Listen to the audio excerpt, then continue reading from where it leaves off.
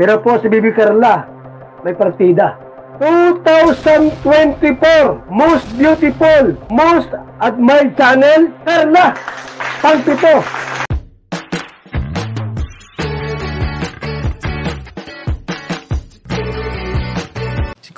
Si Kuya Jens, ano yan, reactor natin yan.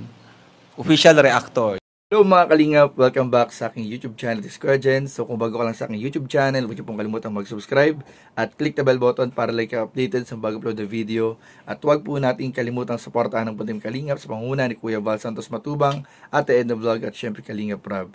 At pakisuportahan din po ang aming mga kasamahan sa Puntim Kalingap. Nandiyan po ang K-Boys, Kalingap Partner, Kalingap Reactor at lahat po ng charity vlogger sa buong Pilipinas sa tumutulong sa mga kabayan natin ng lahat mahihirap.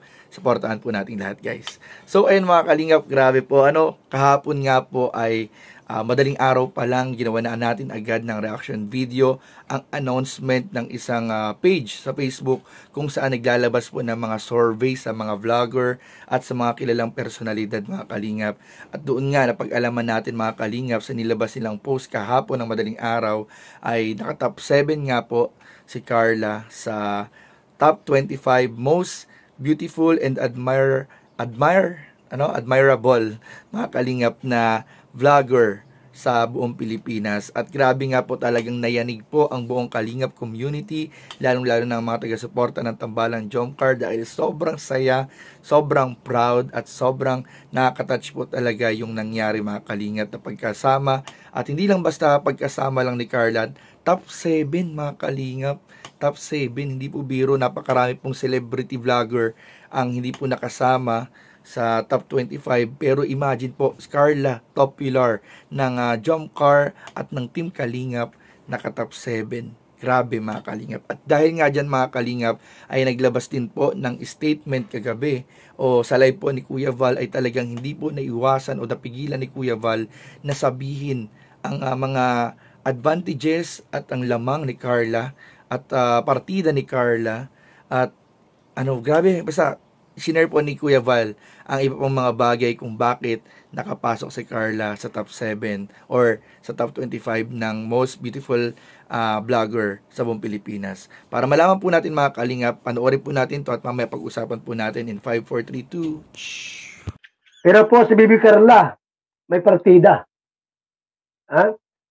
2024 most beautiful, ano pa, most admired channel, Carla, pang-pito. May partida pa. Bakit po? Ang upload na po last year, 2024, tatlo lang. Tatlo lang ang video.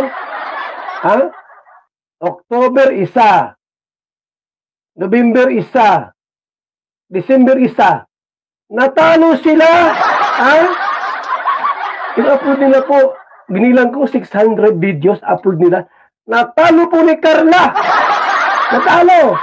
Pero po, ang isang taong upload, 500. Mayroong 300. May 1,000 pa nga. Kay Carla po, 300 lang. Natalo sila ni Carla. Ganyan po ang ating baby Carla. Dapat may pakain yan.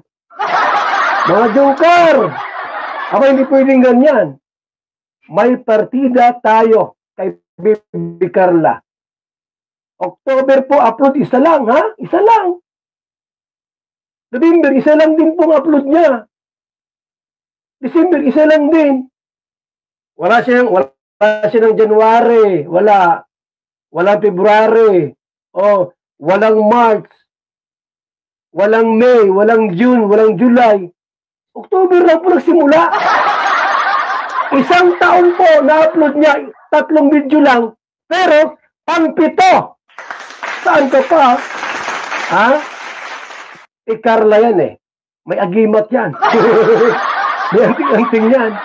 Isipin niyo po, most beautiful woman vlogger in the Philippines, most admired channel, vlogger in the Philippines, pang-7. Yung mga ibang babae dyan po na sexy at maganda, tinalo kaya. Sorry. Sorry sa inyo. Baby Carla po namin yan. Ay dapat po magpakain kayo sa amin. Diyan sa Luis Restaurant o diyan sa Ugpaan. Yung mga jumkar dyan. Ha? May partida pa tayo. Ano? Di ba? 2024 po most viewed or most beautiful admired channel. 3 vlog lang po yun. 3 vlog lang po kami. Ano ko po maraming vlog si Carla kung nagsampo. Baka number 1 siya. Oho, ipag-pito. Yung pong una po, yung number 1, ang upload na po ay 700. Upload video. 700, yun lang po. 1, 2, 3, 700. Ang number 1 siya. Si Carla po, 3 lang ang video niya. Abay, pang-pito.